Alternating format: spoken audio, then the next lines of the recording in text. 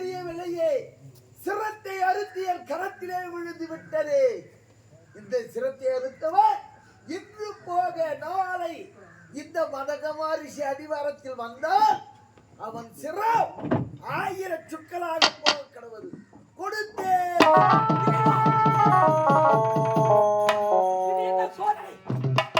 எல்லோரு சமருக்கு வந்த துந்தி அரக்கனுடைய சிரத்தை அறுத்து ஆகாய மார்க்கமாக வீசியே அந்த சிரமானது என்னை வளர்த்து ஆளாக்கிய ரிஷிமுக பருவதமலையில் இருக்கக்கூடிய மதங்கமா முனிவரின் ஆசிரமத்தில் அவர் கரத்தில் வீழ்ந்து விட்டதா? ஐயோ, வீசி எறிந்தவன் வாளி என்று அறியாமல் இன்று போக இந்த கொடிய செயலை செய்தவன் மறுமுறை இந்த ரிஷிமுக பருவதமலையில் அவன் பாதம் பணிந்தால் அவன் சிரசானது 1000 சுக்கலாக போக கடவது என்று சாபத்தை கொடுத்து என்ன செய்வேன்? சரி, இனி மறந்தும் கூட மதங்கமா முனிவர் மலைக்கு செல்லக்கூடாது. வருகிறேன்.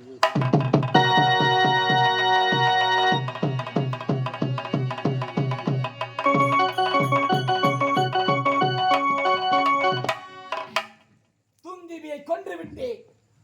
அவனை கொன்ற பழி தீர்க்க அவன் சார்பாக இனி எவராக வந்தாலும் அவர்களை வெட்டி வீழ்த்தி மண்ணோடு மண்ணாக சாய்க்கும் வரை கொதிக்கின்ற என் ரத்த குளிர்ச்சி அடையா. வரட்டும், பார்க்கலாம்.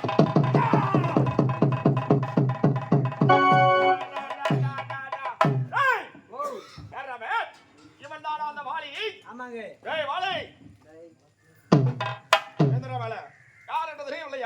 அடே அரக்கப்படரே, அவன் மறப்புடுங்கடா. யாரடா நீ? இவ்விடம் வந்து என் வீரத்தை பற்றி அறியாத சிறு போய் பேசுகிறாய். அவரை வந்து ஆண்டவருக்குரிய தொந்தினுடைய மகன் ஆழ்ந்தான். அடே, உன்னைத்தானடா நானும் எதிர்பார்த்து காத்திருக்கின்றேன். உன் பெயர் என்ன? மாயாவி. அடே மாயாவி, உன் தந்தைக்கு பிறகு இந்த நாட்டை ஆள வேண்டும் என்ற எண்ணம் உனக்குள் இருந்தால் இவ்விடத்தை விட்டு ஓடிவிடு. என்ன நடக்கும் எனக்கு? நான் இந்த இடத்தை விட்டு போக வேண்டாமா? ஆமாண்டா. நான் இல்லாத சமய வார்த்தை என்னுடைய தந்தையை ஒன்று விட்டாய். நான் இருக்கும் போது வந்திருந்தால் உன்னுடைய நிலைமை துணையும். அடே, இளங்கன்று பயமறியாது என்று கூறுவது போல் தந்தை கொண்ட பழி தீர்க்க என்னை நாடு வந்திருக்கின்றாய். உன் தந்தைக்கு பிறகு நாட்டை ஆள்வாய் நினைத்தேன். அவனோடு மண்ணுக்கு மண்ணாக போவது திண்ணமென்று என்னை சமருக்கு அழைக்கின்றாயே. அடே மாயாவி, பாரண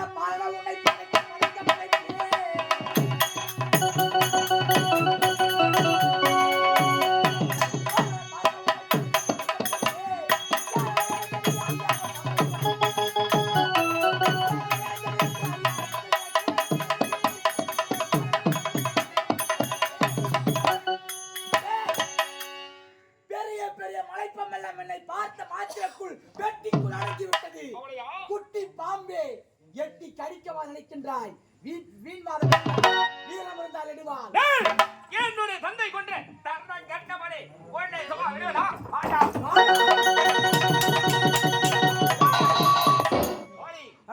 நாமல் போரிலே இந்த இடம் வாங்காதே. எப்படி என்றால் அது இருக்கும் பிள்ளாய் வாரம் அங்க சென்று பாண்டா நீ ஒரு அப்படியே வரதா பாண்டா வார்த்தா.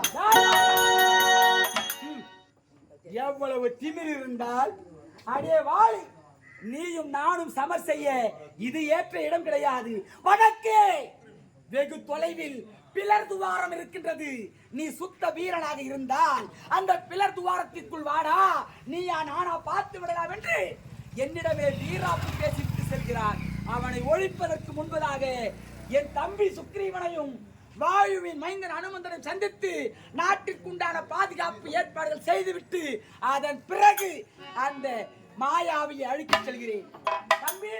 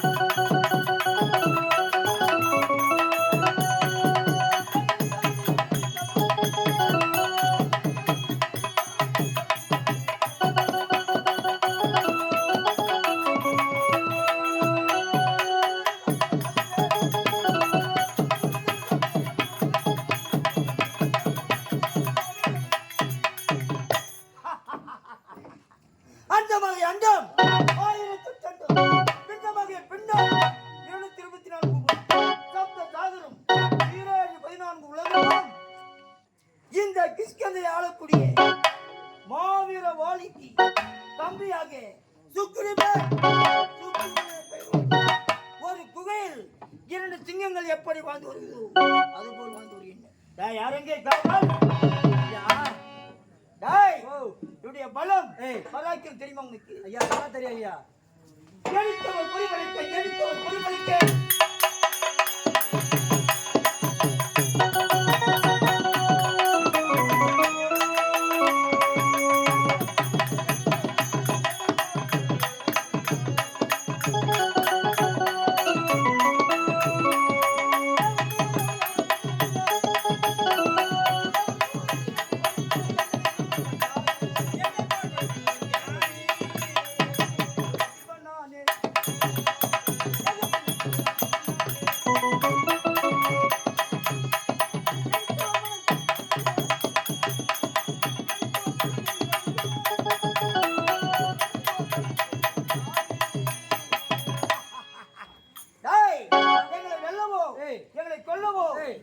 இந்த பூ உலகில் பிறந்திருக்க முடியாது, யாருமே கிடையாது. பலம் படைத்தவன். அப்படி இருக்க அண்ணா அழைத்திருக்கின்றார். அண்ணாவை சந்திக்க வேண்டும். அதற்கு முன்பதாக அமைச்சர் ஆஞ்சநேயரை பார்க்கிறேன். ஆஞ்சநேயா,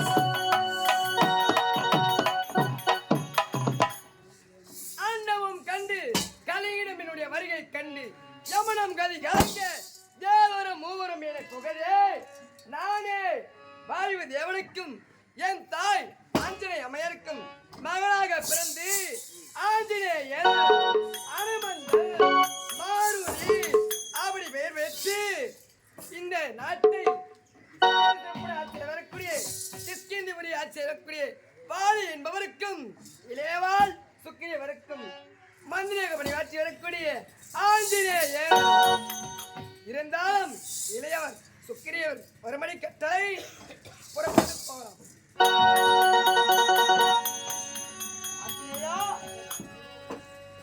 வாழ்க வாழ்க எந்தெந்த திறந்து வேக வாழ வேண்டும் எழுந்திருப்பார்.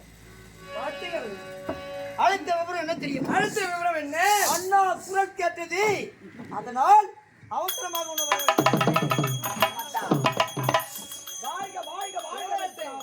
அண்ணா அண்ணா வந்தனும்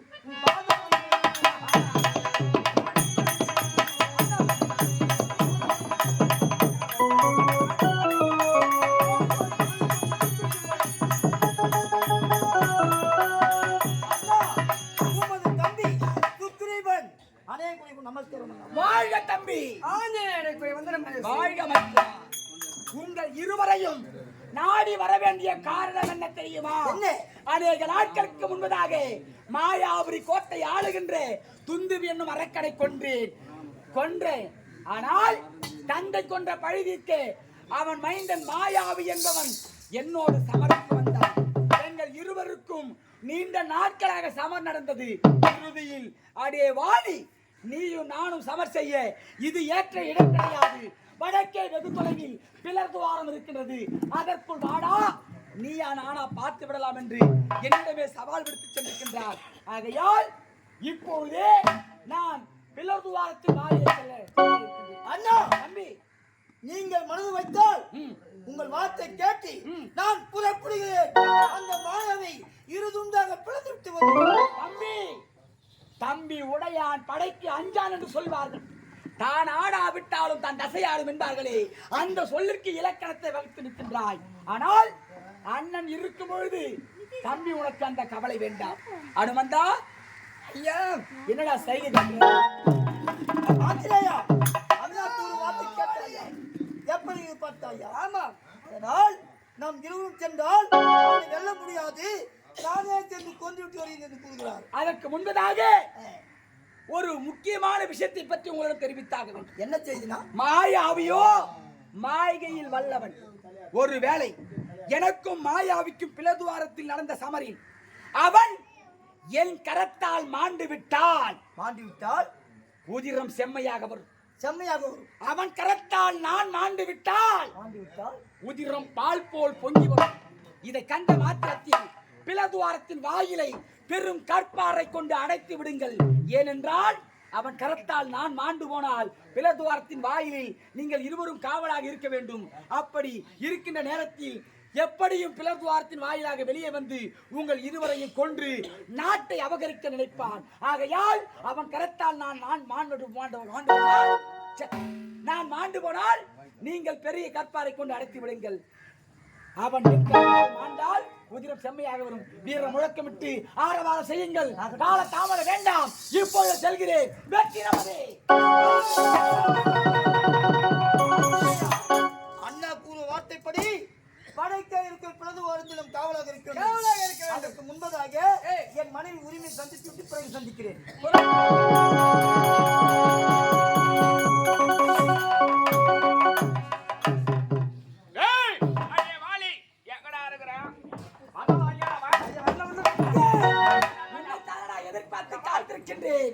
அடே மாயாவி, சமருக்கு வந்த அல்லவா? டேய் அமரரோடு நின்றவர்கள்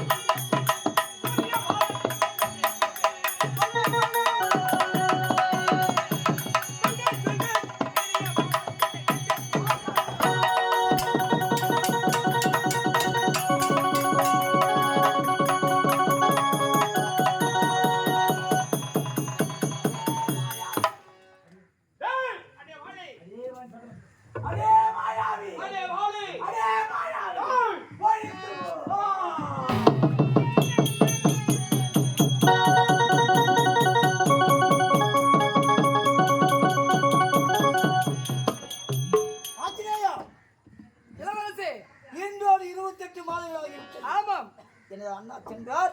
இதுவரை என்ன ஆனால் ஒன்றுமே புரியவில்லை. வேற்றி தோழி ஒன்றுமே தெரியவில்லை. அதை பார்த்தாயா?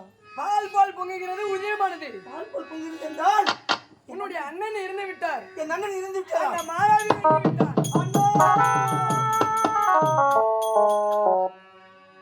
என் அண்ணன் இறந்த பிறகு அந்த மாயாவி மர்மமாக கண்டிப்பாக வந்து விடுவான். அவன் வந்து விட்டால் நாட்டு மக்களை நம்மை கொண்டு விடுவான். உண்மைதான். அதனால் பெரும் பாறை கொண்டு இந்த தூரத்தை அடைத்து விடுவோம்.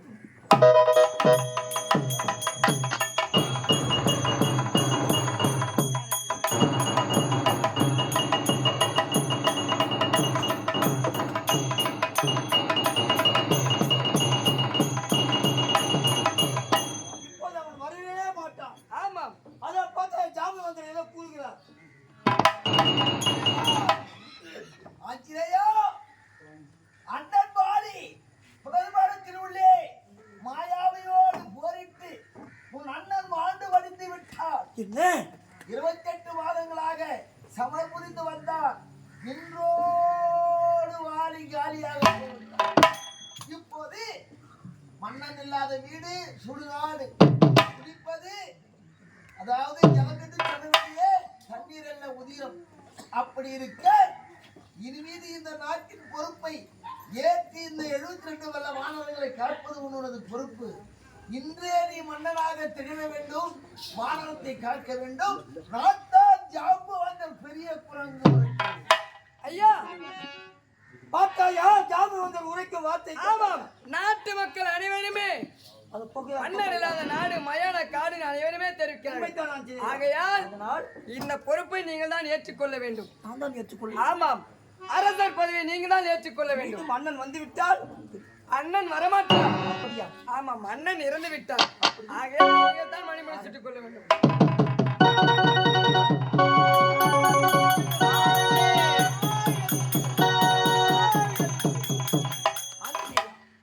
இந்த கிறிஸ்டியனுக்கு நான் மன்னனாகி விட்டேன். ஆமாம், ஆனால் இருந்தாலும் எனக்கு மந்திரியாக இருக்க வேண்டும். அதனால் மந்திரி பதவியை நீ ஏற்றுக்கொள்ள வேண்டும். அப்படியே மந்திரி ஆங்கிலேயே இருந்தால் இந்த சந்தோஷமான செய்தியை என் மனைவியில் ஒரு கிலோ புறப்படுத்த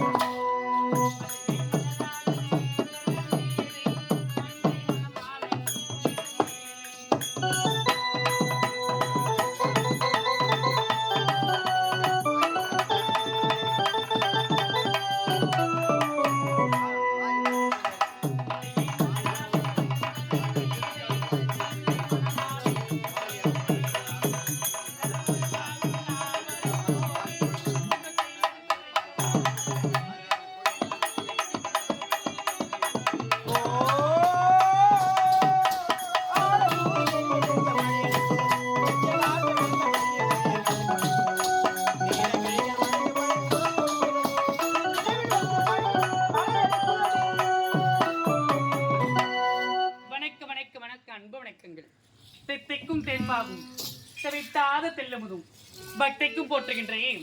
இதோ தெரிகிறதே, இந்த கிஷ்கிந்தையை ஆளக்கூடிய வாலிக்கு தம்பியாக பிறந்து சுக்ரீவர் என்ற பெயருடன் எந்த ஒரு குறையும் இல்லாமல் என்னுடைய கணவர் வாசம் புரிந்து வருகிறார். அவருக்கு மனைவியாக உரிமை என்ற பெயருடன் எந்த ஒரு குறையும் இல்லாமல் நானும் வாழ்ந்து கொண்டிருக்கிறேன். இப்பொழுதே சென்று அத்தானை சந்திக்க வேண்டும். அத்தா,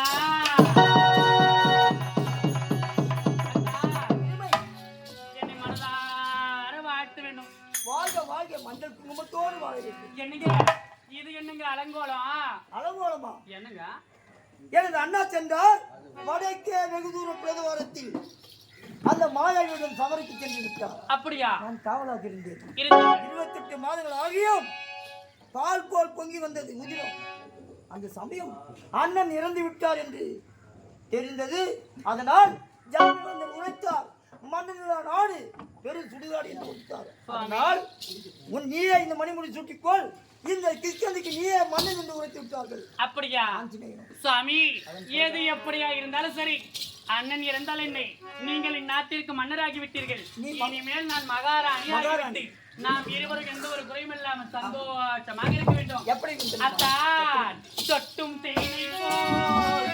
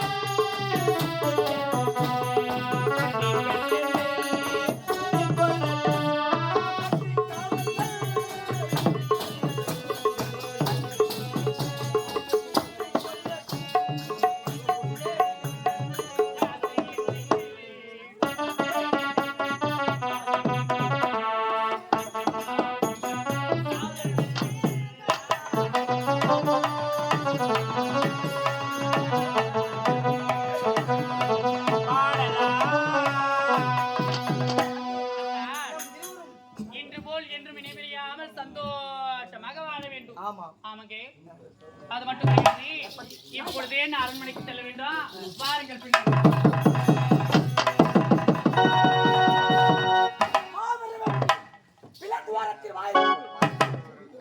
அதாவது குந்துவின் மகன் மாயாவிற்கும் எனக்கும் 28 மாதங்கள் நடந்த சமரில் அந்த மாயாவியை கொன்றுவிட்டு இப்பொழுது பிளத்துவாரத்தின் வாயிலை காவலாக இருக்கின்ற என் தம்பி சுக்ரீவனையும் அனுமந்தனையும் சந்தித்தாக வேண்டும்.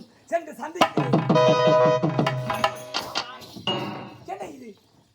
பிளத்துவாரத்தின் வாயிலை பெரும் கற்பாரை கொண்டு அடைச்சிருக்கிறார்கள். சுக்ரீவா, அனுமந்தா, அது சரி. பிளத்துவாரத்தின் வாயிலை அடைத்து விட்ட பிறகு நான் கூப்பிட்டால் மட்டும் என் குரல் கேட்கவா போகிறேன். ஆகையால் இப்பொழுதே அந்த கற்பாறையை உடைத்துக் கொண்டு பிளத்துவாரத்தின் வாயிலே என் தம்பியை சந்திக்கின்றேன்.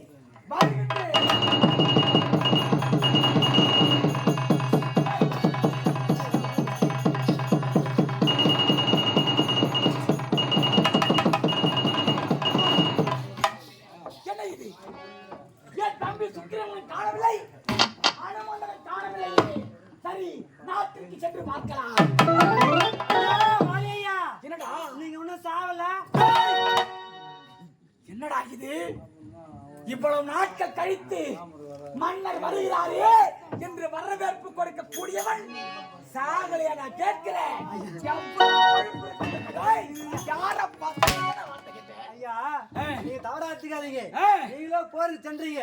போருக்கு போன இடத்துல நீங்க மாண்டு மடிந்து விட்டதுன்னு யாரா சொன்னா? யாரு இந்த நாளை தெரிஞ்சுக்கணும். நீங்க முடிவு நாளை முடிவு எடுத்துக்கணும். முடி வச்சுக்கன்னு உங்க மனைவிங்க பாரு தார அவளை தாலி அறுத்து பொட்டு பூ எழுந்து இப்பேற்பட்ட தகுதியற்ற செயலை செய்தவன் யார்? ஐயா, யாரா? இருங்க ஐயா, அதுன்னு சொல்ற நிறைய. ஐயா, அது மட்டும் கிடையாது. உங்க தம்பி சுகரிப்பேன் அவர் இந்த நாட்டுக்கு மணிமுடி சொல்லி வச்சிருக்காங்க. மணிமுடி நான் உயிரோடு இருக்கும் பொழுது என் மனைவி தாலி அறுத்து முண்டத்தியாக்கி மூலையில் அமர வைத்து விட்டு என் நாட்டு மன்னனாக மணிமுடி சூட்டிக் கொண்டானா? எங்க இருக்கின்றான்? நான் காட்டுறேன். அப்படியா? புறப்படுவான்.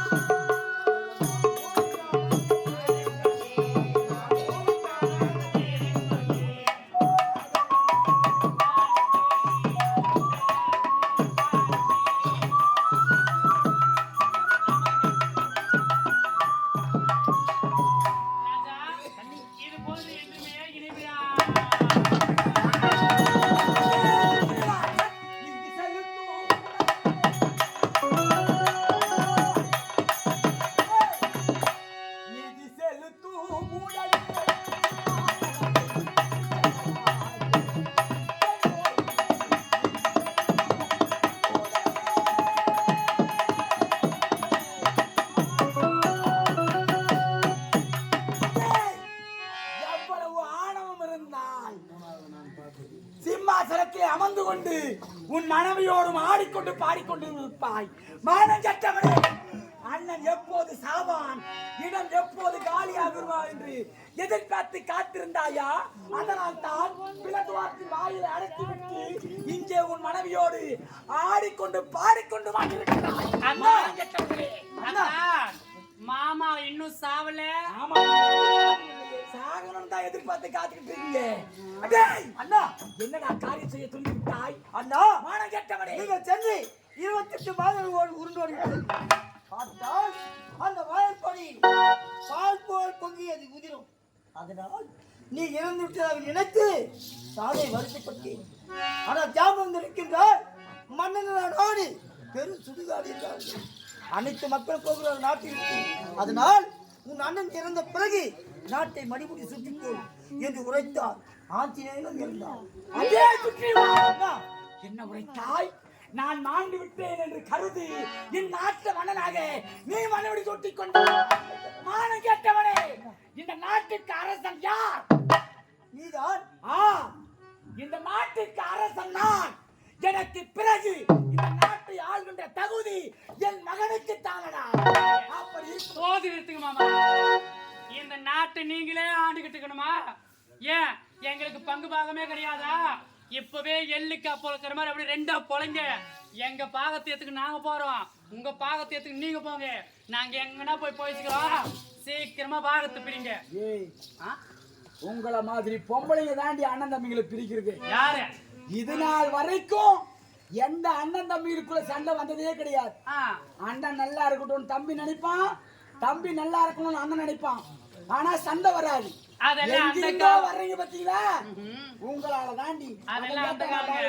அண்ணா, சின்ன சின்ன வயதிலே பொம்பளை பேச விட்டு வேடிக்கை பாக்குற நீ. கேட்டதுக்கு பதில் சொல்லுங்க. இவ பேசுற பாத்துக்கிட்டு சும்மா நிக்கிறேன். பாகத்தை என் தம்பி கேட்காம நீ கேட்கறியா? முதிர் பட்ட உனக்கு என்ன அவசரம்? உங்க தம்பி கேட்கறதுக்கு முன்னாடி நான் தான் கேட்பேன். நீ கேட்கறது நான் கேட்ட கேள்விக்கு பதில். இந்த நாட்டுக்கு அரசன் நான். எனக்கு பிறகு இந்த நாட்டை ஆளக்கூடியவன் என் மகன் அங்கதன். அப்படி இருக்கும் பொழுது என் மகன் அங்கதனை விடுத்து நீ எப்படி மணிமுடி சுட்டி? அங்குதான் சின்ன சிறு வயது, அரசியல் விவரம் தெரியாது. அதனால் இந்த மணிமுடி ஏற்றுக்கொண்டு உரைத்தது ஆஞ்சநேயன் தான்.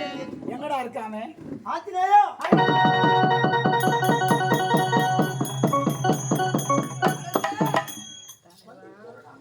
அண்ணன் வந்துட்டாரா? ஆமா மகாராஜா. என்னடா வாலி மகாராஜா, என்ன நீ சாவலியா? ஆமா, என் மகன் சின்னஞ்சிறியவனாக இருந்தால் என்ன, என் மகனுக்கு மணிமொழி சூட்டிக் கொண்டு சர்வாதிகாரத்தை நீங்கள் இருவரும் ஏற்று நடத்தியிருந்தால் உங்களை பாராட்டி இருப்பேன். அதை விடுத்து நான் உயிரோடு இருக்கும் பொழுது என் மனைவி தாலியை அறுத்து முண்டக்கியாக்கி மூளையில அமர வைத்து எனக்கு செய்ய வேண்டிய ஈம கடன்களை எல்லாம் நாங்கள் தான் செய்து முடித்தோம். பெருங்க. எப்படி நீங்க செய்யலாம்? அழைக்கிற அறிவற்றவனே, உனக்கு மட்டும்தான் ஆற்றல் இருக்கிறதா? அகங்காரம் இருக்கிறதா? என்னடா வீரம் இருக்கிறதா? பலம் இருக்கிறதா? டேய், எனக்கும் இருக்கிறது. ஏன் இந்த நாட்டில் எனக்கும் பாகம் இருக்கிறது. பாகத்தை பிரித்து கொள்றான். ஓஹோ, பாகம் கேட்கிறான் அண்ணா. உனக்கு இருக்கின்ற அதே பாகம் எனக்கு இருக்கிற நாட்டில் பங்கு என்று கேட்கிறான். டேய், இங்க வாடா. இந்த நாடு நான் நம்ம பாட்டன் சொத்த நீ கேட்ட உடனே கொடுப்பதற்கு மதங்கமா முனிவர் மனமகிழ்ந்து பரிசாக எனக்கு கொடுத்த நாடு இந்த கிஷ்கிந்தை நாடு. அப்படி இருக்கும் பொழுது நாட்டில் பேர் பாதி பாகம் கேட்டாயே, கொடுக்கிறேன். பாதி என்னடா, முழுசாகவே கொடுக்கிறேன், எடுத்துக்கொள். அதை போல என்னிடத்தில் இருக்கின்ற பாகத்தில் நீ கேட்டாய், பங்கு கொடுத்து விட்டேன், கொடுக்கிறேன், எடுத்துக்கொள். அதை போல உன்னிடத்தில் இருக்கக்கூடிய பொருளிலும் எனக்கு பாகம் இருக்கிறது அல்லவா? ஆமா, இருக்கிறது. என்ன இருக்குது உங்கள்கிட்ட கேட்கிறியா? என்ன இருக்கிறது? உனக்கு சொந்தமான உன் மனைவி உரிமையை எனக்கு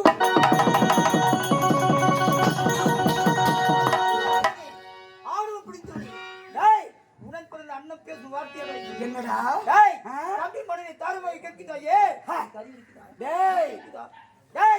உடலில் ரத்தம் இருக்கு வரும் அதுதான் நடக்காது. திறமை இருந்தால் எடுவாளி சமருக்கு அழைக்கின்ற டேய், என் தம்பி நீ அல்லடா.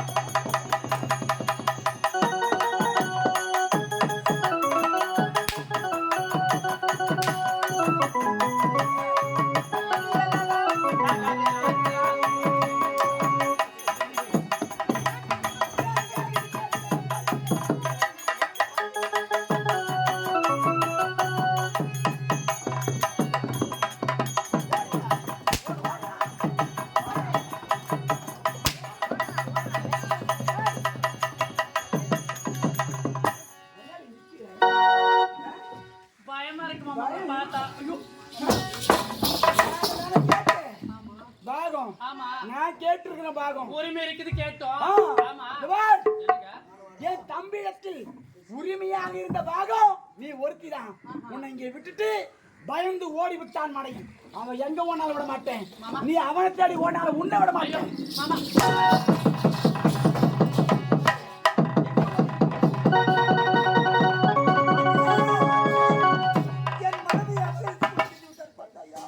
என் வார்த்தையை கேளுங்கள். எப்படியாவது ஒன்னும் விடமாட்டாரு. எப்படி நம்மளை அடிச்சா கொண்டுடா போல இருக்குது. எப்படி ஆகையால் அதோ தெரிகிறது ரிஷிவல பர்வதமலை. அங்கு சென்றால் உன் அண்ணன் வரமாட்டார். அந்த முனிவர் சாபம் கொடுத்திருக்கிறார். அதனால் ஆகையால் அந்த மலையின் மீது தஞ்சம் அடைந்து விடுவோம். புறப்படு.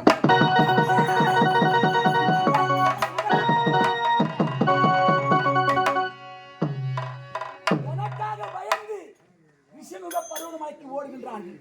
என் குரலை கேட்டவுடனே உயிரை மாய்த்துக் கொள்ள திரும்பி விட்டார்கள் என்று நினைத்தேன். ஆனால் விஷமுக பருவதமலைக்கு நான் சென்றால் அவர் சாபத்தால் என் சிரசானது பல ஆயிரம் சுக்களாக கடவது என்ற சாபத்தை என் தம்பி அறிந்து கொண்ட மாத்திரத்தில் ஓடி பதுங்கி விட்டான்.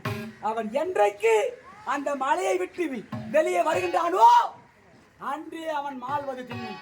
அதற்கு முன்பதாக அவன் மனைவி உரிமை தப்பித்து விட்டால் அவளை எனக்கு உரிமையாக்கிக் கொள்கிறேன். தேடி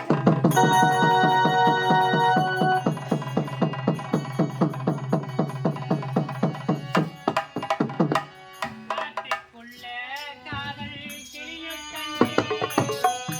கூட்டிக்கொண்டே அழைச்சு வச்சு பொழுதெங்கும் பறந்துச்சு. போனதை மறந்துச்சு.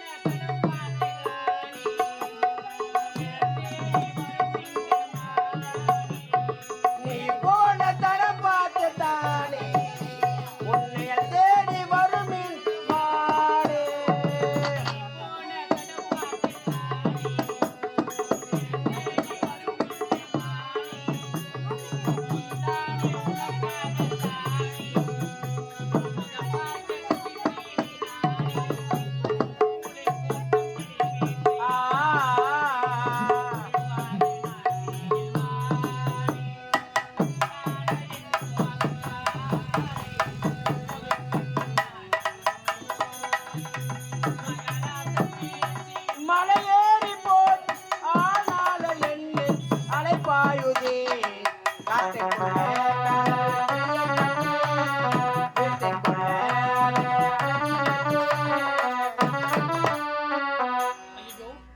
என்ன இது?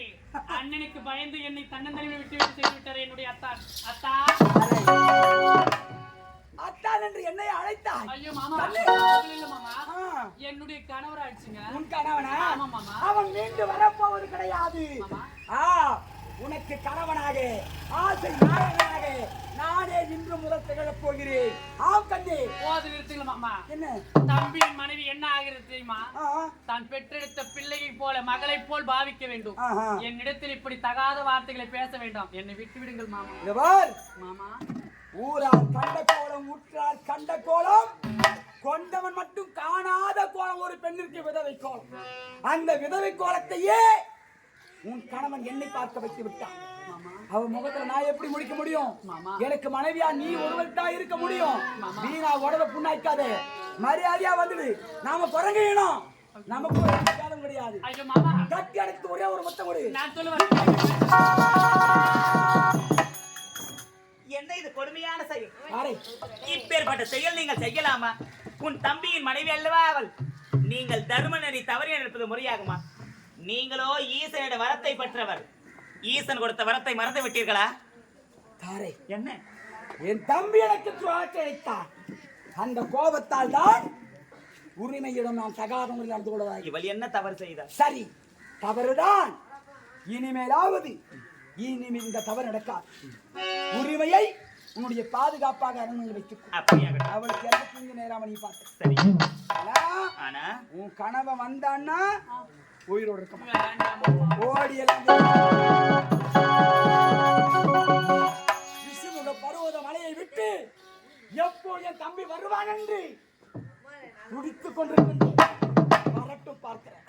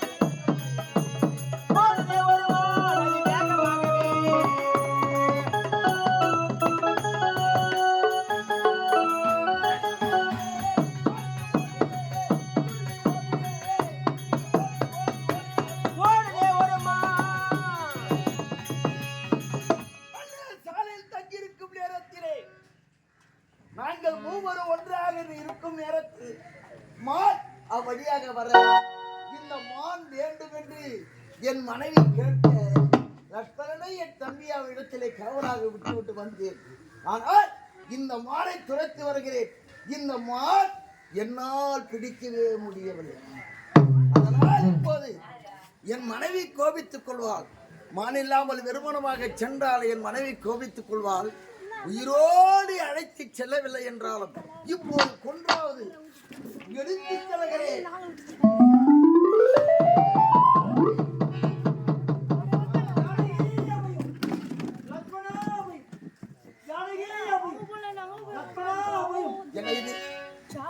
ஜானகி அபயம், லட்சுமணா அபயம் என்று புறவோசி கேட்கிறது. இதனால் பன்னகசாலை இருக்க வேண்டியவர் என்ன நினைத்துக் கொள்வார்களோ? அதனால் இப்போதே பன்னகசாலையை நாடுவோம். வருகிறேன்.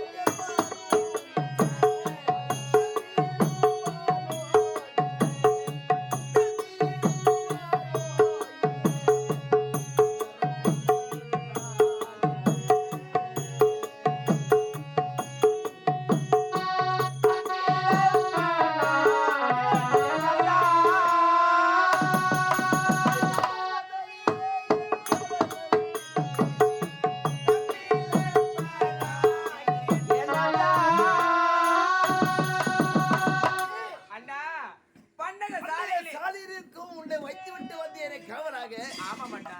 ஏ ஓடி வந்தா என்ன காரணம்? அண்ணா பன்னக சாயில பஞ்ச வடிவில இருக்கும் பொழுது லக்ஷ்மணாபயம் ஜானகி அபயம் என்று குரலோசை கேட்டது. அந்த குரலோசை கேட்ட அண்ணியாரோ பதறி எழுந்து விட்டார்கள். அதற்கு அண்ணியாரோ தம்பி உன்னுடைய அண்ணனுக்கு ஏதோ நேர்ந்து விட்டது என்று சொன்னார்கள். அதற்கு நானோ அண்ணி என்னுடைய அண்ணனுக்கு ஏதும் நேர்ந்திருக்காது, அவரோ தெய்வ பிறவி என்று சொன்னேன். அதற்கு அண்ணியாரோ கடுஞ்சொற்களால் கள்ள மனத உடையவன் என்றும் மாற்றான் தாய் பெற்றெடுத்தல் என்றும் என்னை இழிவாக பேசிவிட்டார்கள். ஆகையினால் அந்நியாரை பண்ண சாலையை விட்டு விட்டு வந்தேன். எல்லாரும் கட்சி எல்லாரும் வாசித்தாலும் பெண் புத்தி பேதமை என்பதை போன்று தொட்டு தாலியே கட்டிய கணவனுக்கு ஆபத்து வந்து விட்டதோ என்று அவளுடைய இழிவாக பேசிவிட்டால் அதனால் அவளை விட்டு விட்டு ஓடி வந்தாள். ஆனால் இங்கே மாறாக வந்தவர் யார் தெரியுமா? யார் அண்ணா? ஒரு காலத்திலே நாம் சின்ன சிறு குழந்தையாக இருக்கும் நேரத்திலே கௌசிகர் என்று சொல்ல வேண்டிய விஸ்வாமித்திரர் தாடகை சிறுநீர் விட்டு யாகத்தை நாங்கள் துவக்கின்ற நேரத்திலே அந்த தபத்தை கலைக்கிறாள் சிறுநீர் விட்டு என்று தந்தையிடம் தசரத சக்கரவர்த்தி வந்து முறையிட அப்போது இரு பாடல்களும் அனுப்பு என்று சொன்னார். உடனே தந்தை என கூறினார், நான் வருகிறேன் என்று உரைக்க குருமகான் வதிஷ்டர் வார்த்தை கேட்டு நம்மை அனுப்பினார்கள். அனுப்புகின்ற நேரத்தில் தாடகையை கொன்றேன். தாடகை கொன்ற பிறகு தாடகை மனிதர்களாகிய சுபாகு வாரிசனும் மாயமாக சென்று விட்டான். சுபாகவும் கொன்று விட்டேன். ஆனால் மாரிசமாக சென்றானே, மாயமாக சென்ற அந்த மாரிசன் தான் இன்று பொய்ப்பானாக வந்திருக்கிறான்.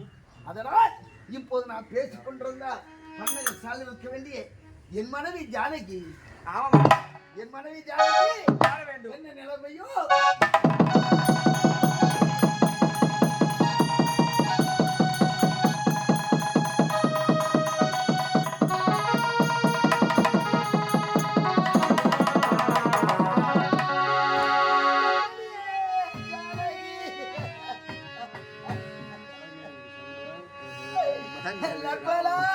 அண்ணா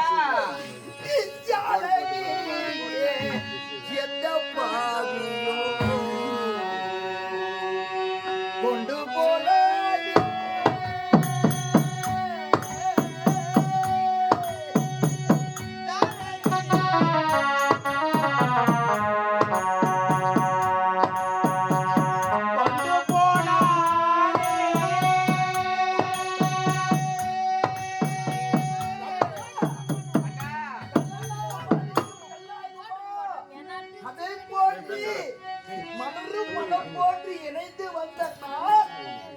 என்னை விட்டு பிரியாமல் ஒரு நிமிடம் பிரியாமல் இருந்த இன்று காலமில்லையே. இந்த பண்டைய சாலையை எந்த ஜானகியே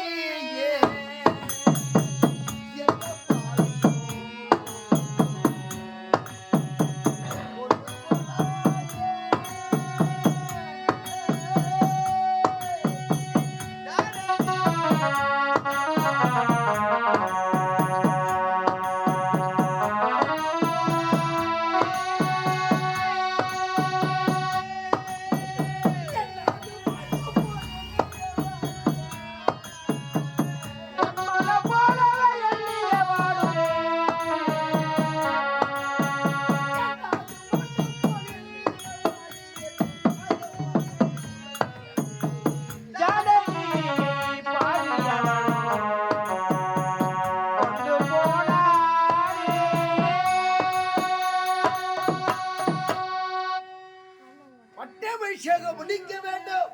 தாடையை சம்மார முடித்தோ பலாதி பலா மந்திரத்தை சொல்லிக் கொடுத்தார் குருமகன் விஸ்வாமித்திரர். மிதுனமா நகருக்கு சென்று யாராலும் வளைக்க முடியாத சிவதரசை வளைத்தோம்.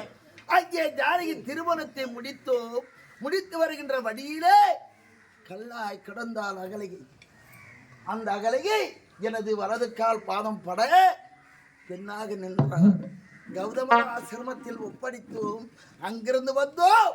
வருகின்ற நேரத்திலே கல்யாண ராமனாக பார்த்து விட்டேன். ராமனை நாளை பட்டம் சூட்ட வேண்டும், பட்டாபி ராமனாக பார்க்க வேண்டும் என்று நமது தசரத சக்கரவர்த்தியார் பறைசாற்றுங்கள் என்று சிற்றன்னை அரணையை நாடி சென்றார். சிற்றன்னை அறைக்குள் செல்லுகின்ற நேரத்திலே நாட்டு கைகையை தேவி பெற்ற தாயினும் மேலாக பிரியமாக வளர்த்தெறிகிறது சிற்றன்னை. அந்த சிற்றனை ஒரு வரத்தால் வரதர் என் வயசிலே உதித்தானே பரதன் இந்த நாட்டை ஆள வேண்டும். 14 வருடம் பரதன் இந்த நாட்டை ஆள வேண்டும். ராமன் மறுவுரி தரித்து வான் சுகம் செல்ல கானகம் செல்ல வேண்டும் என்று சொல்ல உடனே அந்த தசரத சக்கரவர்த்தியார் என்ன செய்தார்? மூச்சடைய விழுந்தார். விடுகின்ற நேரத்திலே ஒரு புறமாக தந்தையை ஒதுக்கிவிட்டு அங்கே காவலரை விட்டு அந்த புறத்திலே நானும் ஜானகியும் சல்லாபமாக இருக்கும் நேரத்திலே உனது சிற்றனை அழைக்கிறார் என்று சொன்னவுடனே நான் என்ன செய்தேன்?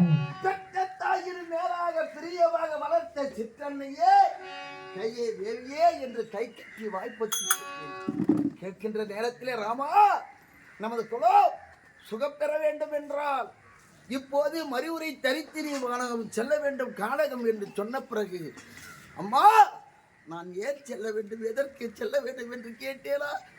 இல்லையே, அம்மையார் கொடுத்த மறுவுரை எடுத்தேன், தரித்தேன், உடனே ஜானகி இல்லம் சென்றேன்.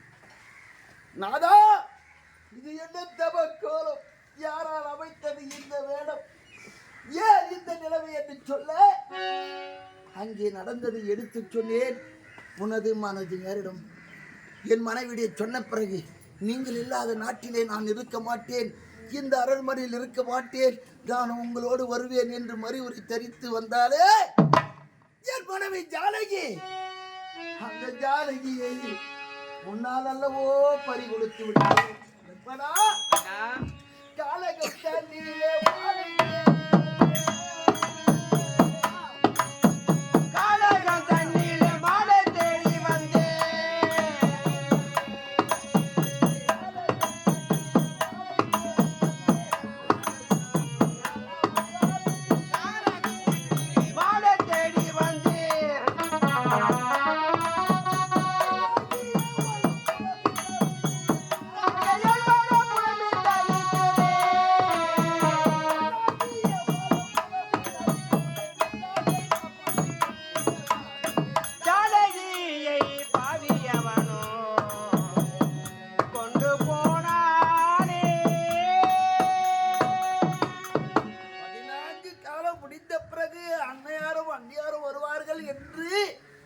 எதிர்பார்த்து கொண்டிருக்க வேண்டிய அயோத்தி மக்களுக்கு நான் என்ன உடைப்பேன்?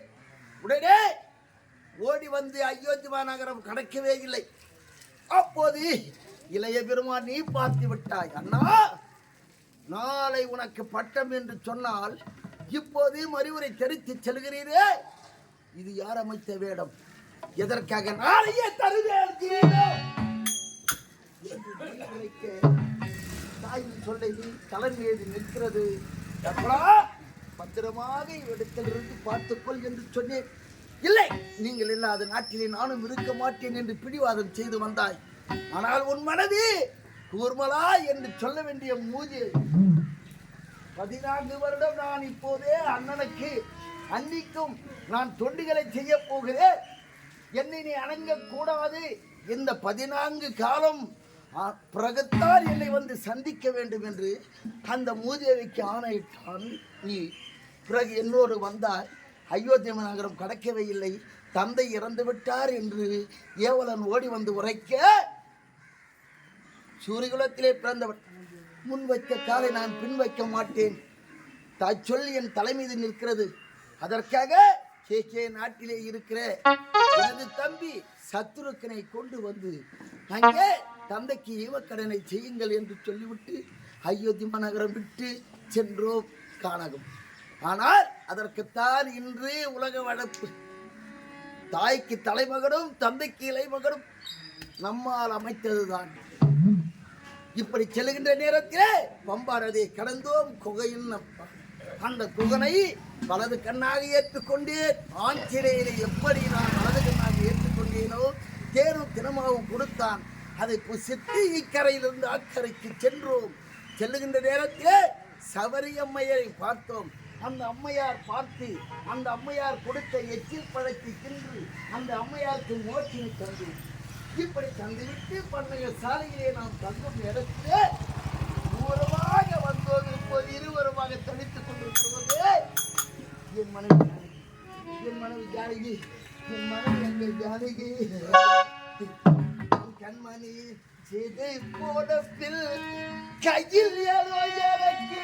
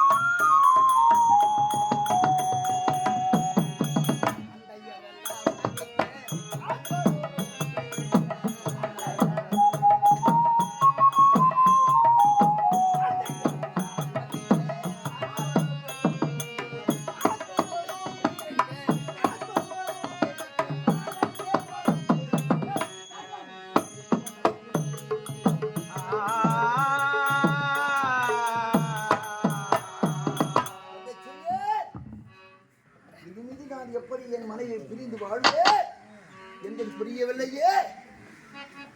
ஆண்டாண்டு தோறும் அழுது புரண்டாலும் ஆண்டவர் வருவாராய் இந்த மாநிலத்தியால இப்படி அழுது இருந்தால் விளக்கம் புரியாது. அண்ணா இதோ பாத்திருக்கீங்களா, ரதம் சென்ற ஒரு தடம் ஒன்று இருக்கிறது. பாதை அடிச்சுரை. ஆமா, ரதம் பாதம் அடிச்சுரை வழியாக தெரியும். இந்த தடத்தின் வீதியாக சென்றால் அந்நியாரை பார்த்து விடலாம். அப்படியா? ஆமா, புறப்படுப்போம்.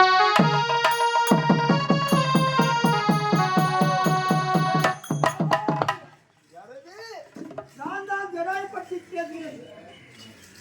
ஜடாயு பெரிய தந்தையா? உண்மை.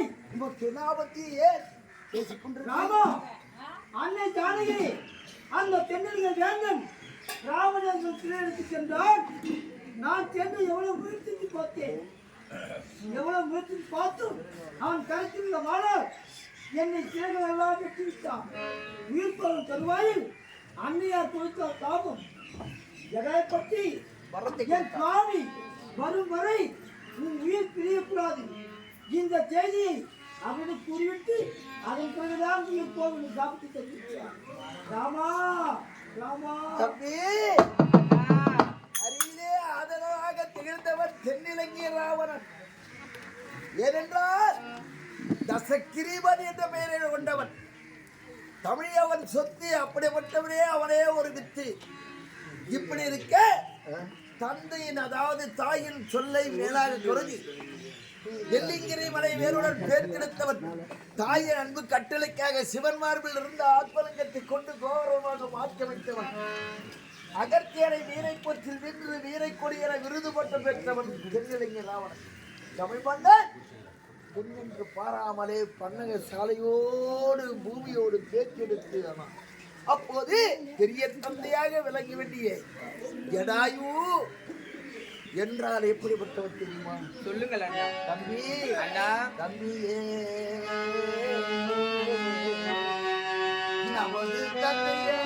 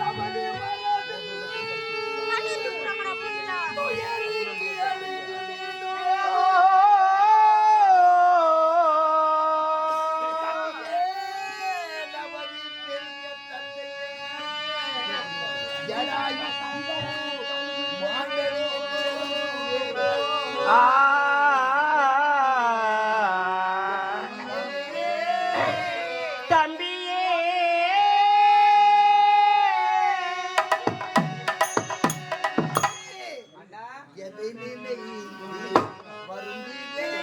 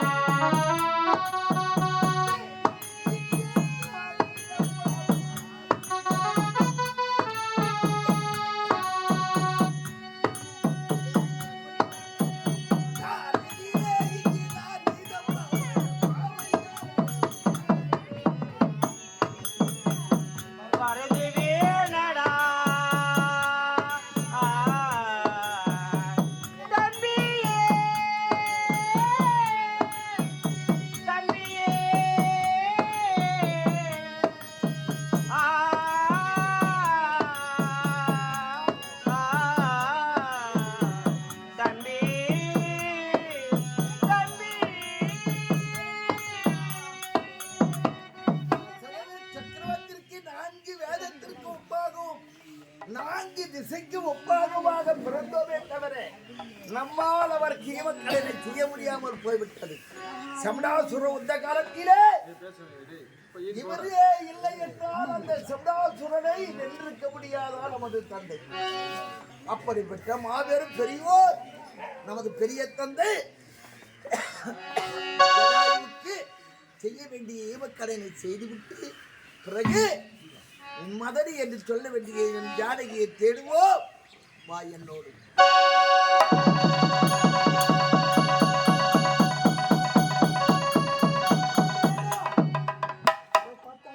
ஆமா, யாரோ இவர் வந்து என் அண்ணனாக இருக்குமா? கிடையாது, பயப்பட வேண்டாம். நீங்கள் இந்த மலையினுள்ளே ஒளிந்து கொள்ளுங்கள். நான் சென்று யார் என்று பார்த்து பிறகு தாங்கள் இடத்துல அழைத்து வருகிறேன். யாதொன்றுக்கு மஞ்ச வேண்டாம்.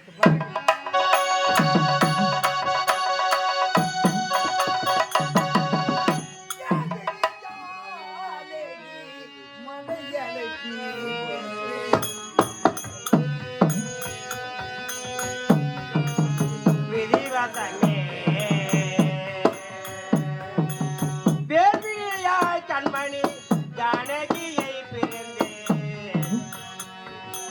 சிவதமே சிவதமே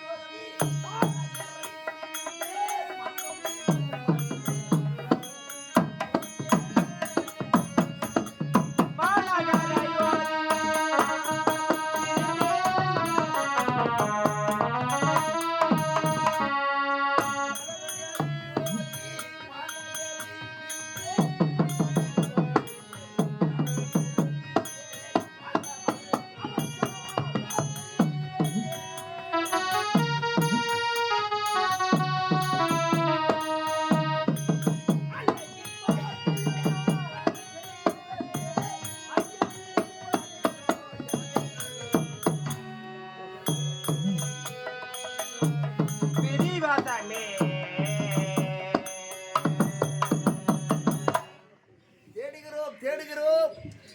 இந்த கிஷ்கதை அடைந்து விட்டோம். அதோ பார், ஏதோ 2 உருவம். ஒருவேளை தென்னிலங்கி ராவனாக இருக்கலாமா? தெரியவில்லையாண்டா. யாருக்கு பார்ப்போம். உங்கள் பாதத்திற்கு கோடி வந்தனம். ஆமாம், தாங்கள் யார் என்று நான் தெரிந்து கொள்ளலாமா? நீ யார் என்பது தெரிந்து கொள்ளலாமா? நான் யார் என்று தெரிந்து கொள்ள அப்புறம் இருக்கட்டும். தாங்கள் யார் என்று நான் தெரிந்து கொள்ள ஆசைப்படுகிறேன். அயோத்தி ஆண்ட தசரத சக்கரவர்த்தியின் தவ புதல்வர் ராமன், என் தம்பி லட்சுமணன். கண்கண்ட கடவுளே, நீங்கள் தானா? ராம் ராம் ராம் ரகுபதி ராஜா ராஜா ரகுபதி ராகவ ராஜா ராம் பஜித்த பாவன சீதாரா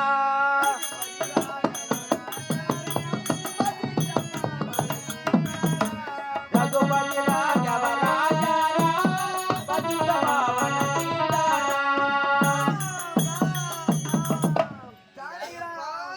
நீ யார்? நான் யார் என்று கேட்கிறீர்கள்? நானும் வாயு தேவனுக்கும் என் தாய் ஆஞ்சநேய தேவிக்கும் மகனாக பிறந்தவள் ஆஞ்சநேயன்.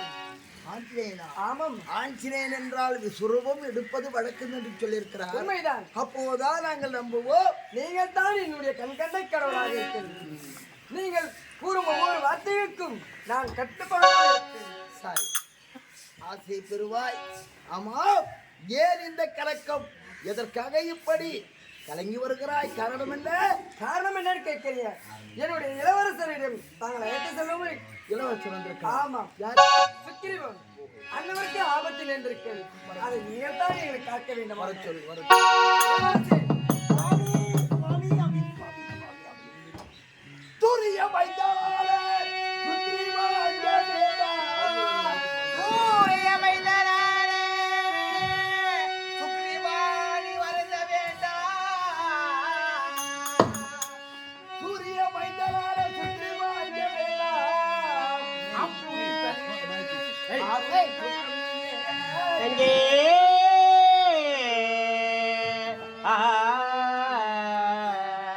எனதருமை நற்பெருமை என்னிலே உனக்கு உண்டு.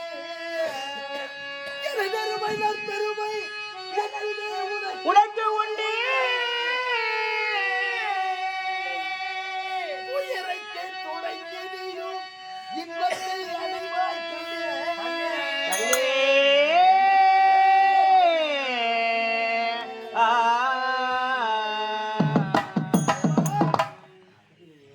உனக்கு என்ன மலக்கவலை? என்ற குறை என்ன தெரியுமா சொல்றாரு? கிஷ்கிந்தையை அழைக்கூடிய என் அண்ணன் மாவீர வாலி மாயாவிடம் அழைக்கிறதற்கு பிறகு வருவது தெரிந்து விட்டார். பிறகு 28 மாதங்கள் உருவோடி விட்டனே, அவர் இறந்து விட்டார் என்று ஜாமி வந்துடும். இவருக்கு 5 பேரும் மணிமணி சூட்டிக் கொண்டார். பிறகு என்னானது? மணிமணி சூட்டிக் கொண்டேன். நானும் என் மனைவி இருக்கும் நேரத்தில் என் அண்ணன் வந்தார். அடி அடி ஒவ்வொரு அடி இடிந்தது. அடி அடி அடித்து என் மனைவியை அபகரித்து கொடுத்து தம்பி மனைவியை தாரமாக ஏற்றுக்கொண்டான் வாலி. அதை எதிர்த்ததற்கு உங்களை அடியடி என்று அடித்து துரைத்து விட்டார். இப்போது உங்களிடம் தஞ்சம் அடைந்திருக்கிறது. நீதான் காப்பாற்று. உமக்கு நாங்களும் உதவி புரிகிறோம். ஆனால் எமக்கு நீங்களும் உதவி புரிய வேண்டும். ஐயனே, என்ன உதவி சாமி? நீங்கள் எவ்வித கட்டளை இட்டாலும் தட்டாமல் செய்வேன் ஐயனே. இன்று முதல் உன்னை வலது கண்ணாக ஏற்றுக்கொள்ளுகிறேன் ஆஞ்சநேயர். ராம் ராம் என் தம்பிகளிலே நீ ஒரு தம்பியாக ஏற்றுக்கொள்கிறேன். ஏனென்றால் ஒரு காலத்திலே முப்பிரிவிலே 3 கண்ணில் படைத்தவன் நீ. நம்ம எல்லாம் ஏன் வந்துக்கிறோம்னா, தென்னிலங்கை ராவணன் அட்டகாசம் அதிகரித்து விட்டது, அவனை அடிக்க வேண்டும் என்பதற்காகத்தான் நான் முப்பிறவிலே நான் பரந்தாமனாக இருந்தவன் இப்போது ராமனாக நிற்கிறேன். கேதாயுகம் ரோபரயுகம் கலியுகம் இப்படி இருக்க முப்பிறவிலே எனக்கு மாமனாக நின்றவன் நீ. நரை திரை பிடி மூக்கு சாக்காடு என்று சொல்ல வேண்டிய 5 தோளுக்கு அதிபதியாக இருப்பவன். கல்லுக்குள் இருக்கும் தேரைக்கும் கர்ப்பத்தில் இருக்கும் சிசுவிற்கும் அன்றாட படியளக்க வேண்டிய பரம்பொருள் நீ. நடப்பட 21 லட்சம், பரப்பட 21 லட்சம், நீரிலே நீந்துகின்ற ஜீவன்கள் 21 லட்சம், ஏந்து வரை என்று சொல்ல வேண்டிய ஜீவன் 21 லட்சம், 84 லட்சம் ஜீவராசிக்கு படியளக்க வேண்டியவர். முப்பிறவிலே அசுரருக்கு வரம் கொடுத்து அவரிடம் நீ சிக்கிய போது நான் மோகினி அவதாரம் எடுத்து எத்தனையோ வகையிலே உன்னை நான் காப்பாற்றினேன். ஆனால் இப்பிறவிலே நான் ராமாவதாரம் எடுக்கப் போகிறேன். வாழ்வுதேவனுக்கும் ஆஞ்சநேயனுக்கும் நீ மகனாக பிறக்க வேண்டும். அப்போது முக்கண்ணாக பிறந்தாய். இப்போது 3 குண்டலத்தோடு பிறந்தாய். ஆமாம் அரசு. ஆனால் அம்மா எனக்கு 3 குண்டலம் இருக்கிறது, இதன் வழி என்ன, விவரம் என்னவென்று கேட்கும் நேரத்திலே உன் தாயை அந்த தாய் உரைத்தால், என்று உன் கணவரை நேருக்கு நேராக பார்க்கிறாயோ அப்போது பார்த்தால் ஓர் குண்டலம் மறையும் என்று சொன்னார். என் தாய் உரைத்தாள். அதே பிரகாரம் என்னை பார்த்த பிறகு ஓர் குண்டலம் மறைந்து விட்டார். நீங்கள் தான் என்னுடைய கடவுள் என்று தெரிந்து கொண்டதற்குத்தான் உன்னை நான் வலது கண்ணாக ஏற்றுக்கொண்டேன். என் தம்பிகளிலே நீயும் ஒரு தம்பியாக ஏற்றுக்கொண்டேன். இன்று முதல் ராமபக்தன் ஆஞ்சநேயன். ராம் ராம் தென்னிலங்கை ராவணன் இப்போதே பூமியோடு பேத்து அசோக வனத்திலே வைத்திருக்கிறார் என் மனைவியை. அதற்கு உற்ற துணையாக நற்பணி புரிய வேண்டும். உங்கள் உதவி எமக்கு தேவைப்படும். அப்படியே அதோடு இல்லாமலே தஞ்சம் புகுந்ததனால் வாலியை வதைக்கிறேன். அவனால் உமக்கு இனிமிதி எந்த தொல்லையும் வராது. அதற்காக வாலியை வதைத்து இந்த நாட்டின் பொறுப்பு உன்னிடம் படைக்கிறேன். சுவாமி, ஆனால் என் அண்ணனை இருந்தால் ஒரு நிபந்தனை இருக்கிறது. என்ன நிபந்தனை? அதோ பார்த்தாயா, துந்துவினுடைய எலும்பு கூட இருக்கிறது. துந்துவியே அஸ்தி. இது வெயிலிலும் மயிலிலும் எத்தனையோ காலங்களாக வருடமாக இவ்விடத்திலே இருக்கிறது. அதை யார் ஒருவர் பலம் கொண்டு தூக்குகிறார்களோ அவர்தான் என் அண்ணனை மடிக்கும். அப்போதான் நம்பிக்கை வரும் ஆண்டவர். இளைய பெருமானே, தம்பி அண்ணா இங்கே வா. வலது காலால் இதை தூக்கி எறி. ஆகாய வண்ணமாக ஆகட்டும் பண்ணா.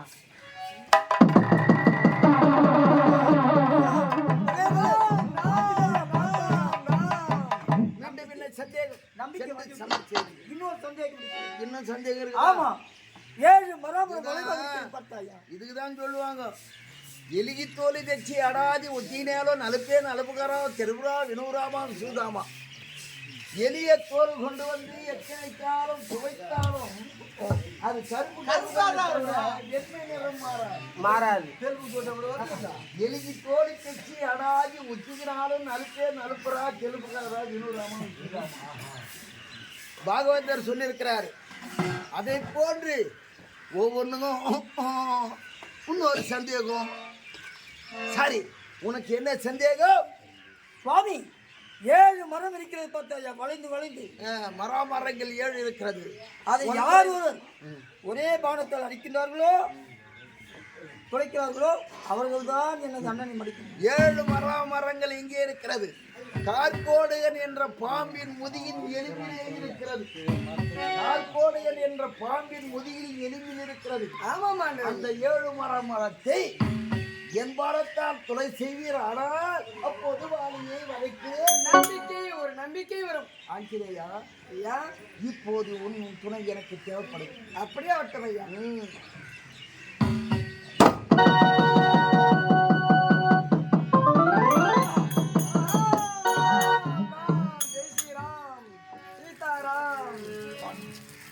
நம்பிக்கை வந்துவிட்டது.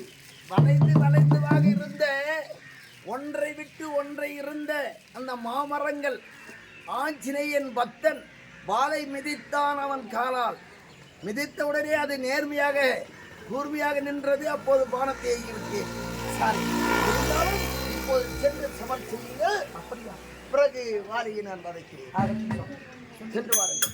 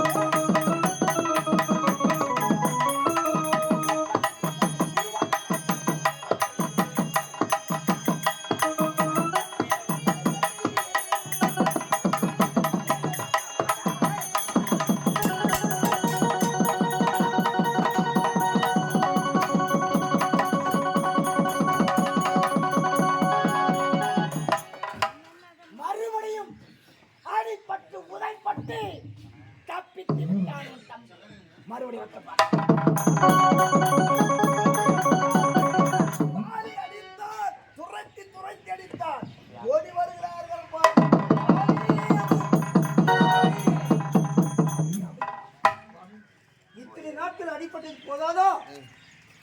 இப்போதும் அடிப்பட்டு வாலியை என்று சொல்லிவிட்டு வெறுமனமாக நின்று விட்டீர்களே என்று இருக்கிறாய். உண்மைதான். ஏனென்றால் நான் வதைத்திருப்பேன்.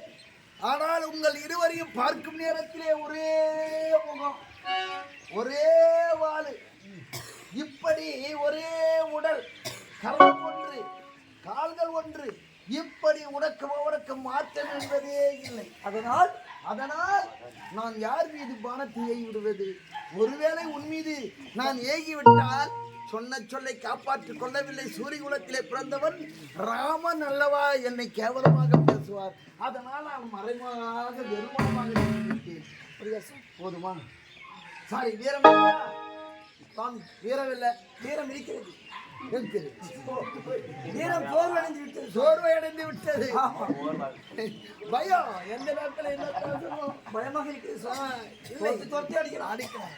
இதோ தம்பி அணிந்து கொண்டிருக்க வேண்டிய கஜ புஷ்ப மாலையை அணிந்தால் வீரம் தானாகவே உனக்கு வரும். பிறகு நீதான் சுக்ரீவன், அதோ உன் அண்ணன் தான் வாலி என்று நானும் பார்த்துக் கொள்வேன். அப்படி வானத்தை ஏகி விடுவேன். ஆகட்டும் சுவாமி. அண்ணா கஜ புஷ்ப மாலை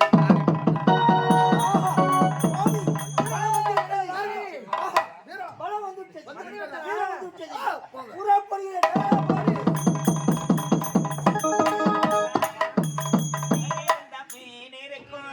நீ இருந்தால் நான் இருப்பேன்.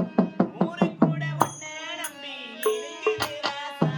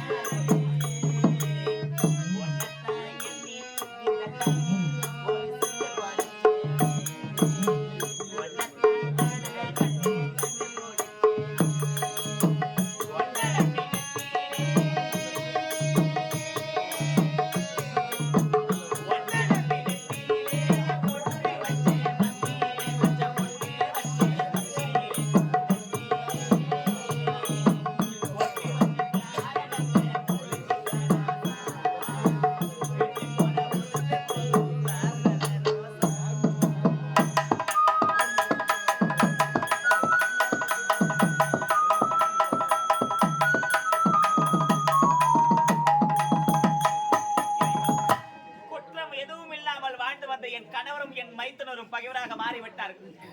அந்த படுபாவி அரக்கன் செய்த செயல் வினையாக மூன்று விட்டது. இனி என்னென்ன நடக்குமோ? எப்போது பார்த்தாலும் நீ சண்டையில் இருப்பீங்க ஐயா. தம்பியோடு போர் செய்வது முறையாக? முறை பத்திலாம் நீ பேச. பிளதுவாரத்தின் வாயிலை காவலா இருடான்னா வாயிலை அழைத்து விட்டு உன்னை முன்னச்சியாக்கி மூளையை அமர வைத்து மணிமொழி சூட்டிக் கொண்டாரே, அது முறையா? அது தர்மமா? அப்படி இருக்கும் பொழுது அவனுக்கெல்லாம் நீ கருணை காட்டாதே. என்னிடம் உதைப்பட்டு ஓடி சென்ற என் தம்பி இனி மீள போவதே கிடையாது. போர் என்பதை விடுத்து புனிதமான வாழ்க்கைக்கு வழி தேடுங்கள் ஐயா. சந்தோஷமாக வாழலாங்க. புனிதமான வாழ்க்கையாக? அடி பைத்தியக்காரி, என் எச்சில் பாலை உண்டு வளர்ந்தவன், எனக்கு பின்னால் பிறந்தவன் என்னை சமருக்கு அழைக்கின்றானே, அது தர்மமா? பாத்தியா? தப்பித்து சென்றவன் மறுபடியும் குரல் கொடுக்கின்றான். அதே மாதிரி இன்னொரு தோல். இதோ பாருங்கள் சுவாமி, தங்களுடைய தோல் வலிமைக்கு பயந்து மலையிலே பதுங்கி இருக்கும் உன்னுடைய தம்பி மீண்டும் மீண்டும் போர்த்தொடை கழப்பதால் அவருக்கு பக்கபலமாக ஒரு துணை அமைந்திருக்க வேண்டும். அந்த துணையின் சக்தியால் தான் இப்படி அரை கோவலிட்டு அடைக்கிறார்கள். இந்த சகத்தில் நீங்கள் போருக்கு செல்ல வேண்டாம் ஐயா. தாரை, என் தம்பிக்கு துணையாக இந்த உலகத்தில் உள்ள அத்தனை வீரர்கள் ஒன்று திரண்டு வந்தாலும் அவர்களை ஒரு நொடிப்புள்ளில் அழிக்கின்ற ஆற்றல் படைத்தவன் இந்த மாவீரன் வாணி. என்னை எதிர் நின்று எவன் சமர் புரிகிறானோ அவனுடைய பலத்தில் பாதி பலம் என்னை வந்து சேர வேண்டும் என்று மாபெரும் வரத்தை பெற்றவன் இந்த வாணி என்பதை நீ மறந்து விட்டாயா? அநேக நாட்களுக்கு முன்பதாக துந்துவியோடு மாயாவியோடு அரக்கர்கள் பல கோடி அழித்திருக்கின்ற நேரத்தில் நீ எதற்காக சஞ்சலப்படுகிறாய்? உனது தம்பியோ ஒப்பும் உயிரும் பெற்ற இந்த உலகத்திற்கே தலைவனாக விளங்கக்கூடிய தசரத மைந்தராகிய ராம லட்சுமணை உயிர் நண்பர் ஆக்கிக் கொண்டு தங்களுடைய உயிரை போக்க வந்துள்ளதாக நம் நாட்டு மக்கள் சிலர் சொல்லி கேட்டேன் ஐயா. இந்த செய்தி உண்மையா இல்லை என்று நீங்கள் சொல்லுங்கள், பிறகு போருக்கு போடுங்கள். தாரை, பெண் புத்தி பின் புத்தி என்று சொல்வார்கள் அல்லவா, அதற்கு இலக்கணத்தை வகுத்து நிற்கின்றார். என்ன உரைத்தாய்? அந்த ராமபிரான் என்னை மறைந்து நின்று வானத்தை பிரயோகிப்பாரா? அவர் யார்? இந்த உலகத்தில் உள்ள அத்தனை ஓவியர்களும் ஒன்று திரண்டு வரைந்தாலும் அவருடைய முழு உருவத்தை வர முடியாது. அப்பேற்பட்ட பேரழகு படைத்தவன். அவர் நினைத்தால் இந்த உலகத்தையே ராம வாழத்தால் ஒரு நொடியில் அழிக்கக்கூடிய ஆற்றல் படைத்தவன் இந்த மாபெரும் வீரன் ராமபிரான். தம்பிக்காக நாட்டை விட்டு காட்டிற்கு வந்தவன் என் தம்பிக்கு துணையாக நிற்பாரா? போயும் ஒரு புறங்கோடு நட்புறவு கொள்வாரா? அவர் தர்மத்தில் வழி நடப்பவர். அப்படிப்பட்ட தகுதியற்ற செயலை அவர் ஒருபோது செய்ய மாட்டார். கவலை வேண்டாம். நேற்றிரவு நான் ஆகாத கனவு ஒன்று கண்டேன் ஐயா. கனவா? உண்மையாகத்தான். என்ன கனவு கண்டாய்? நீங்கள் என்னிடம் விடைபெற்று போருக்கு செல்வதை போல் நான் கனவு கண்டேன் ஐயா.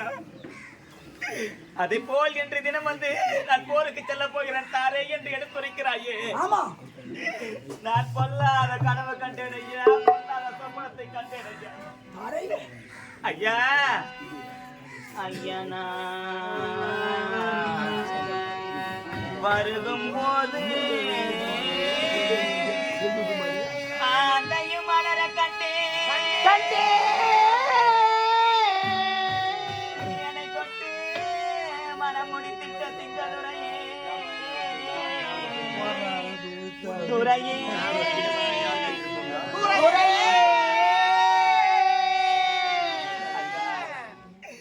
நீங்கள் என்னிடம் விடுபட்டு போருக்கு செல்வது போல ஆகாத கனவு கண்டு அப்போது ஒரு வாணியன் எண்ணெய் கூட சுமந்து கொண்டு உன் எதிரே வருகிறார். ஒரு பெண்ணானவள் கொல்லிக்கட்டை எடுத்துக்கொண்டு உன் எதிரே வருகிறார். ஒரு பாம்பாண்டு இறந்து வீழ்ந்து கிடக்கின்றது. மரம் செடி கொடிகள் எல்லாம் சாய்ந்து கிடக்கின்றது. ஆந்தையானது அழக கண்டேன். இப்பேற்பட்ட ஆகாத சகடத்தில் நீங்கள் போருக்கு செல்வதை போல் நான் கனவு கண்டேன் ஐயா. இந்த ஆகாத சகடத்தில் நீங்கள் போருக்கு செல்ல வேண்டாம் நாதா. ஒரு மாவீரனுக்கு மனைவியாக வாழ்க்கை பட்டுவிட்டு கோழைத்தனமாக கண்ணீர் வடிக்கிறாயே, உனக்கு வெட்கமாக இல்லை? இதுவார் ஒருவன் இப்படித்தான் இறக்க வேண்டும் என்பது அந்த இறைவன் வகுத்த விதியாக இருந்தால் அதை மாற்ற யாராலும் முடியாது. நீ விடை கொடுத்து அனுப்புவாய் கண்ணி, வெற்றியோடு திரும்பி வருகிறேன். இதுதான் உங்கள் விருப்பம் என்றால் அப்படியாகட்டும் அத்தா. வெற்றியோடு வாருங்கள். ஆவதும் அழிவதும் அவன் செயலன்.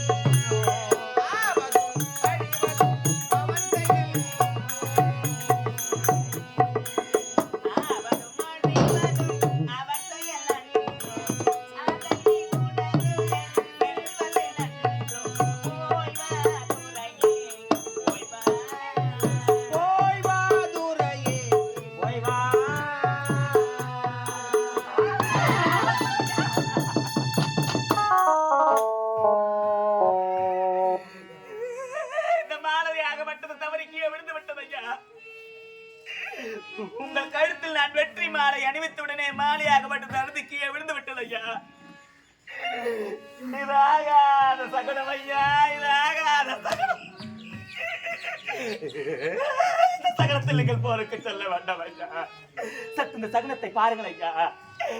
எப்படி ஐயா நான் மனம் வந்து உன்னை போருக்கு நான் அனுப்புவேன். சகுனா அதை பாரா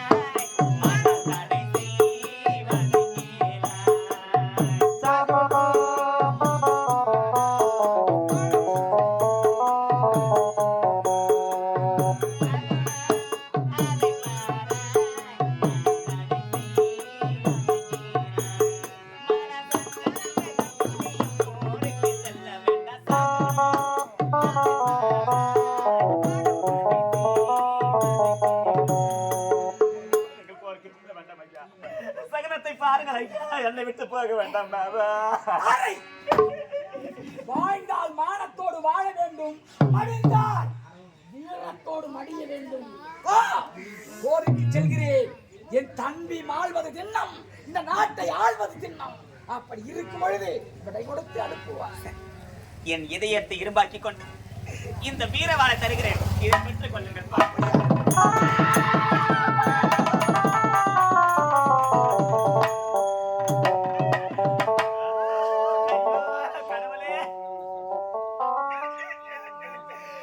ஆரம்பத்தில் மாலையாகப்பட்டது தவறு இது ஐயா. இப்போது இந்த பாவி நான் கொடுத்த வீரவாளம் தவறி கீழே விழுந்து விட்டதப்பா. என் மனதுக்கு ஏதோ சஞ்சலமாக இருக்கின்றது. என் மனதுக்கு ஏதோ தப்பாகப்படுகின்றது ஐயா. இந்த தருணத்தில் நீங்கள் போருக்கு செல்ல வேண்டாம் ஐயா. வேண்டாம்.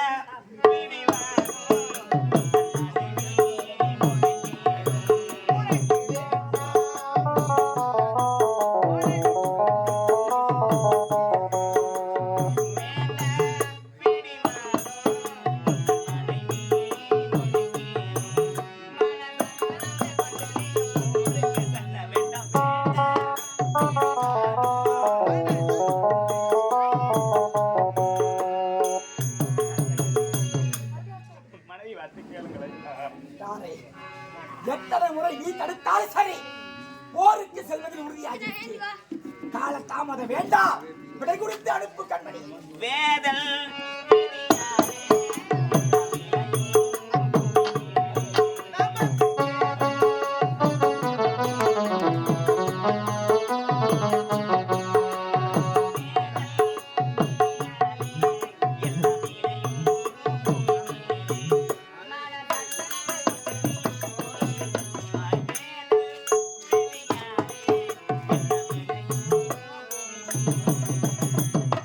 சென்று வெற்றியோடு வாருங்கள் சுவாமி. அப்படியாகட்டும், வெற்றி நமது.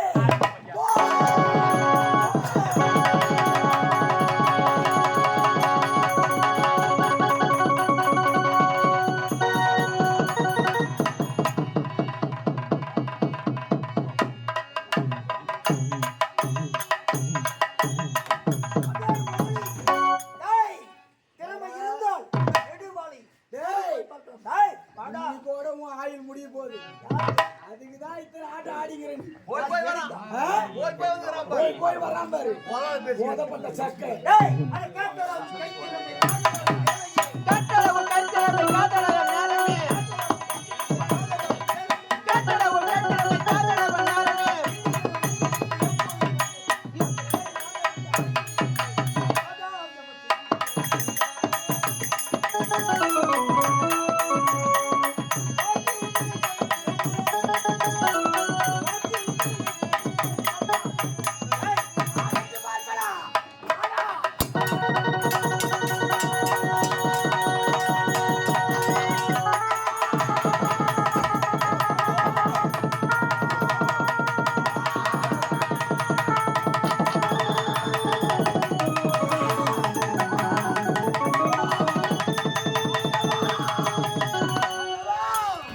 இது என்ன சோதனை?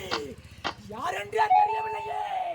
நானும் என் தம்பியும் சமர் செய்யும் நேரத்திலே மறைந்திருந்து பானத்தை பிரயோகித்து விட்டார்களே. யாராக இருக்கும் என்று தெரியவில்லையே. இது என்ன பானம்? என்ன பானம் என்றே